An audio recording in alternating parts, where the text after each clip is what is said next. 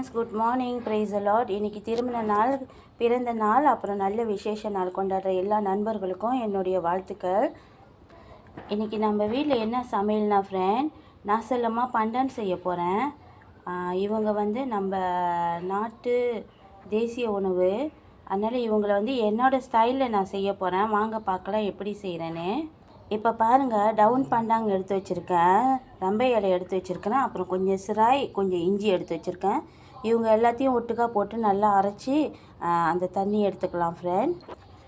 நான் ஃப்ரெண்ட் இந்த சைஸில் இந்த கோழியில் இந்த சைஸில் 2 கோலை அரிசி எடுத்துருக்கிறேன். அப்போ நம்ம 3 கோலை தண்ணி ஊற்றணும். அப்போ 2 கோலை இந்த பண்டான் லீஃப் தண்ணி எடுத்துக்கிறேன். 1 கோலை தண்ணி நம்ம தேங்காய் பால் தண்ணி எடுத்துக்கலாம். இங்கே என்ன எடுத்து வச்சுருக்கிறேன்னா, தாளிப்பு அந்த 5 ஃப்ரெண்ட்ஸ் சொல்லுவாங்களே அவங்கள எடுத்து வச்சுருக்கேன். கொஞ்சம் சிராய் எடுத்து வச்சுருக்கிறேன். அப்புறம் ஒரு வெங்காயம், கொஞ்சம் இஞ்சி எடுத்து வச்சுருக்கேன். இவங்க சோறு தாளித்து போடுறதுக்கு. இங்கே என்ன எடுத்து வச்சுருக்கிறேன்னா, மிளகாய் நல்லா 2 கைப்பிடி அளவுக்கு மிளகாய் எடுத்து வச்சுருக்கிறேன். இவங்க கூட நான் காஷ்மீர் மிளகாய் ஒரு 5 மிளகாய் போட்டிருக்கேன், காஷ்மீர் மிளகாய். அப்புறம் இவங்க கூட சேர்த்து அரைக்கிறதுக்கு என்ன எடுத்து வச்சுருக்கேன்னா, சிராய் எடுத்து வச்சுருக்கேன், வெங்காயம், இஞ்சி, கொஞ்சம் பூண்டு, அப்புறம் ரம்பை இலையும் வச்சுருக்கேன் கொஞ்சமாக. இவங்க எல்லாத்தையும் ஒட்டுக்கா போட்டு நல்லா அரைச்சி ஒரு பேஸ்ட் எடுத்துக்கலாம். இங்கே பாருங்கள், இங்கே என்ன எடுத்து வச்சுருக்கேன்னா, மஞ்சள், உப்பு போட்டு, அப்புறம் மஞ்சள், உப்பு, கொஞ்சம் மாவு போட்டிருக்கிறேன், கென்டாக்கி மாவு போட்டிருக்கேன். இவங்கள போட்டு மருவள்ளி கிழங்கு இருக்காங்களே அவங்கள நல்லா திருவிட்டு இந்த மாதிரி போட்டு பிசைஞ்சு வச்சுருக்கேன். ஏன்னா இன்றைக்கி நம்ம ஈக்காம்பிலீஸ் பொரிக்கல ஃப்ரெண்ட், இவங்கள தான் பொரிக்க போகிறோம் ஈக்காம்பிலீஸாக. அப்புறம் சைவமாக சம்பல் செய்கிறதுக்கு நான் இவங்களை எடுத்து வச்சுருக்கிறேன். இவங்களை சைவமாக சம்பல் செஞ்சுக்கலாம். அசைவமாக சம்பல் செய்கிறதுக்கு நான் மீன் எடுத்து வச்சுருக்கேன். இந்த மீன் எடுத்து வச்சுருக்கேன். இவங்களை பொரிச்சிட்டு அப்புறம் சம்பல் செஞ்சுக்கலாம். வாங்க ஃப்ரெண்ட், சோறு எப்படி ஆக்குறோன்னு பார்த்துக்கலாம். பண்டான் லீஃப் சோறு. இங்கே பாருங்கள், அரிசி நல்லா கழுவிட்டு அவங்க கூட கொஞ்சமாக வெந்தயம் போட்டு வச்சுருக்கேன். இப்போ அரைச்ச சாந்தையும் பாலையும் அப்புறம் பண்டான் லீஃபையும் அரைச்சது சேர்த்துக்கலாம் இவங்க கூட. இங்கே பாருங்கள், சட்டியில் எண்ணெய் காய் வச்சிட்ருக்கிறேன். இவங்க நல்லா சூடாகி வரட்டும்.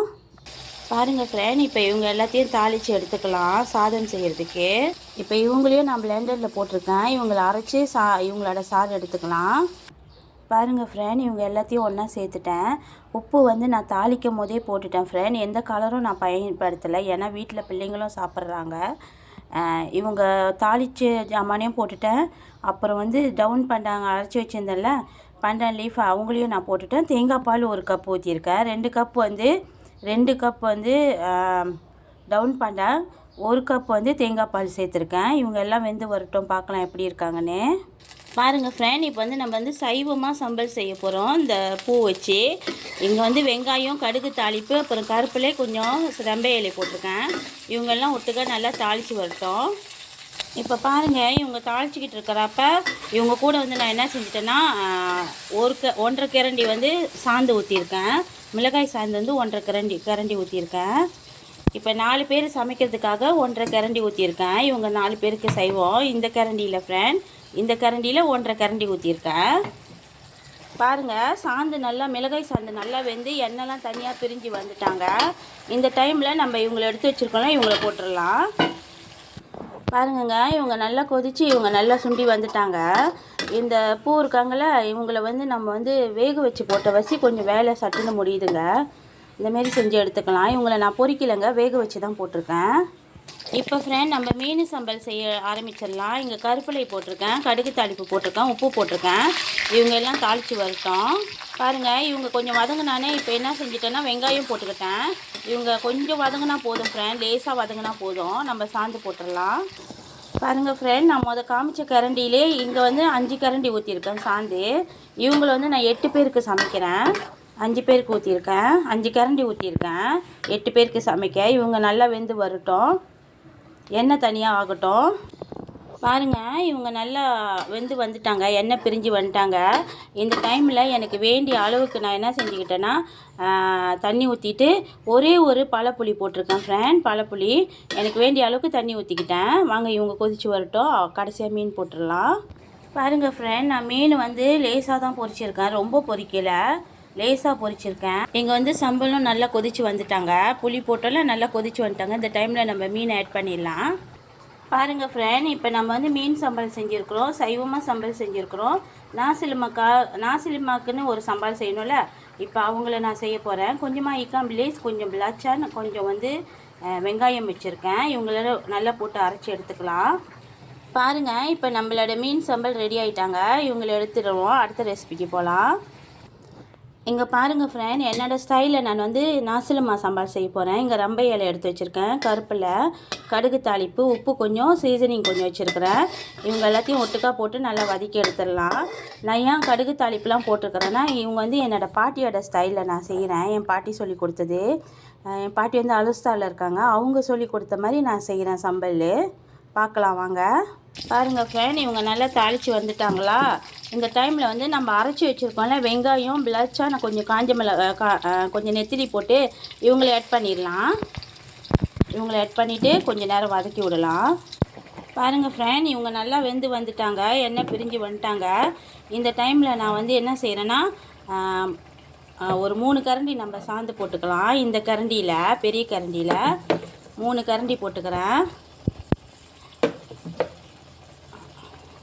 3 கரண்டி, ஒரு 3 கரண்டி போட்டிருக்கேன் ஃப்ரெண்ட். இவங்களும் வெந்து வரட்டும். இந்த நாசில்மா சாம்பாரில் வந்து நம்ம எப்பயுமே தண்ணி சேர்க்கக்கூடாது ஃப்ரெண்ட், பார்க்கலாம். பாருங்கள், ஒரு சின்ன புளி போட்டிருக்கேன். இங்கே ஒரு சின்ன புளி போட்டிருக்கேன். அடுப்பு வேகமாக வைக்காதீங்க, சாந்து ஊற்றினானே கொஞ்சம் வேகமாக வச்சுட்டு, சாந்து நல்லா கொதித்து எண்ணெய் பிரிஞ்சு வந்தோன்னே அடுப்பை மொல்லமாக வச்சுருங்க.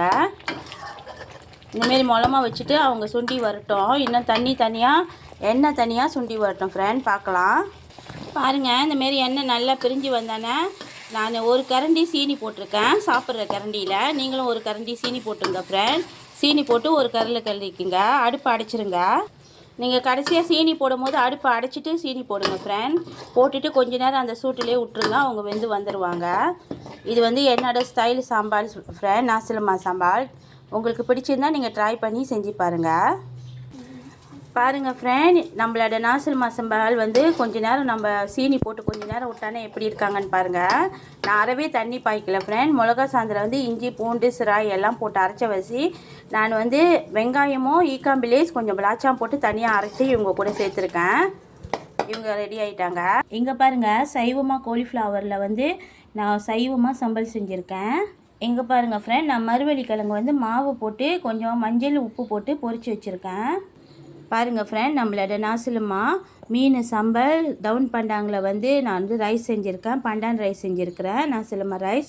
அப்புறம் வந்து வெள்ளரிக்காய், அன்னாசிக்காய் பழம் இருக்குது.